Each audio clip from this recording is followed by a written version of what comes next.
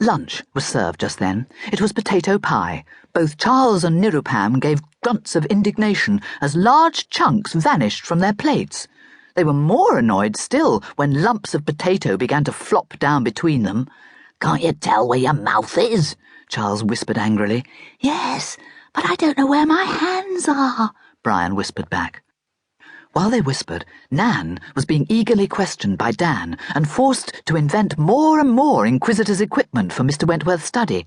"Yes, there were these things with little chromium screws in. I think you're right. Thumb screws.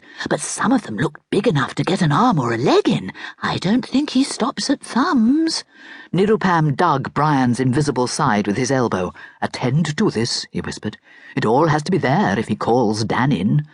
"I'm not a fool," Brian's voice retorted with its mouth full. "And of course there were a lot of other things we had to hang on the wall, all sizes of handcuffs." Nan was inspired now. Straight after lunch, Mr. Wentworth marshalled the whole of 2Y into alphabetical order, and they were marched upstairs and lined up half in the passage and half on the stairs, while Mr. Wentworth went into his study to tell Chrestomanci they were ready. Chrestomanci wanted to see them in reverse alphabetical order, so they had to march up and down and round again, and even Charles, who was quite certain that they were only marching to give Chrestomanci time to put all Nan's inventions in, found himself a little quiet and queasy. Heather disappeared into the study for what seemed an endless age, and came out as frightened as she went in. Ronald was only in for a minute, and came out looking relieved.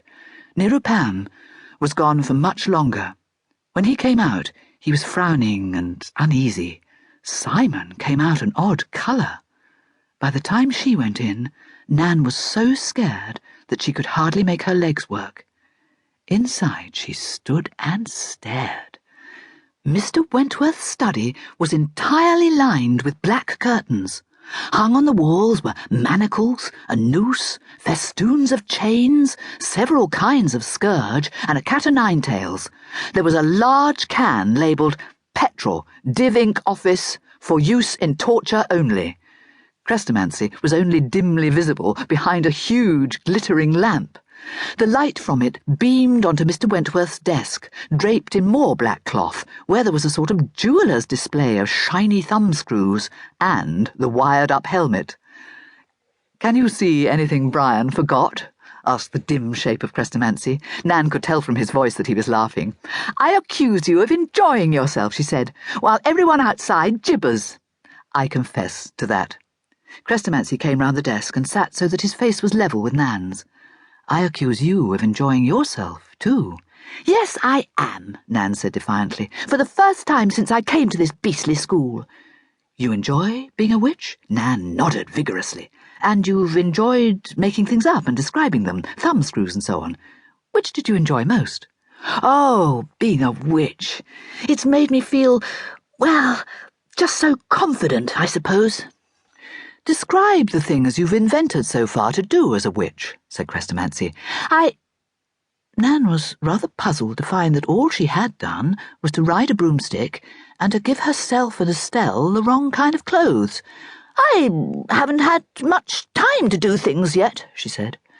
"But Charles Morgan has had about the same amount of time, and he has been very inventive indeed," Chrestomanci said.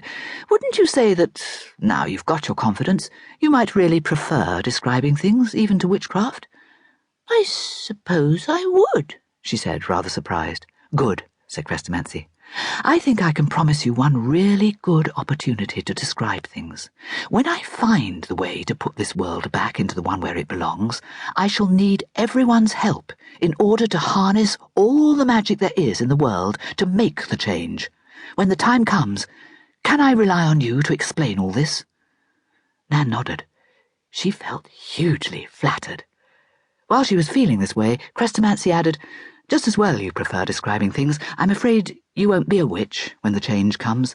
I know you are descended from the Arch-Witch, but talents don't always descend in the same shape. Yours seem to have come to you in the form of making up and describing. Now, name me one character out of history." Nan blinked. Christopher Columbus. "Would you mind explaining who he was?" Chrestomanci said, a little helplessly. Nan told him, and Chrestomanci wrote it down in his gold notebook.